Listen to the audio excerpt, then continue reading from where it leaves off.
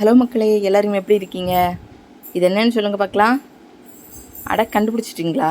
ஆமாங்க, இதுதான் மணத்தக்காளி. இந்த மணத்தக்காளியை பழமாக எடுத்து சாப்பிட்டுக்கலாம். அப்புறம் இந்த இலையெல்லாம் பறித்து நம்ம துவரமாக, அதாவது கூட்டாக வச்சு சாப்பிட்டுக்கலாம். இல்லை இன்னைக்கு கொலையாக எல்லாத்தையும் கட் பண்ணி நீட்டாக கழுவி நம்ம கொஞ்சம் சீரகம், உள்ளி எல்லாம் போட்டு சூப் மாதிரி வச்சு குடிச்சு எதுக்கு கொள்ளலாம்னா வயிற்று புண்ணுக்கு கொள்ளாங்க. நம்ம வயிற்றுக்குள்ளால புண்ணு இருந்தால் நம்ம வாயிலையும் புண்ணு வந்துடும்னு சொல்லுவாங்க. வாயில் புண்ணு இருந்ததுன்னா நம்ம தயிரெல்லாம் நிறைய சாப்பிடணும்னு சொல்லுவாங்க. அதுக்கு ஆரம்பத்துலேயே நம்ம இந்த வயிற்று புண்ணை சரி பண்ணிவிட்டு வாயிலையும் புண்ணு வராது.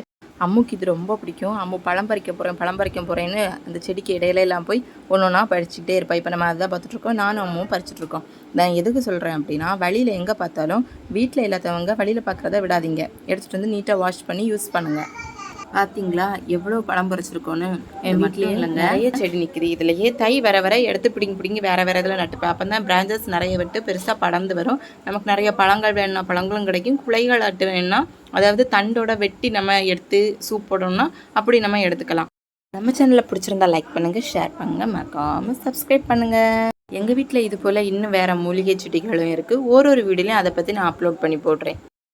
மறுபடியும் இன்னொரு வீடியோவில் சந்திப்போம்.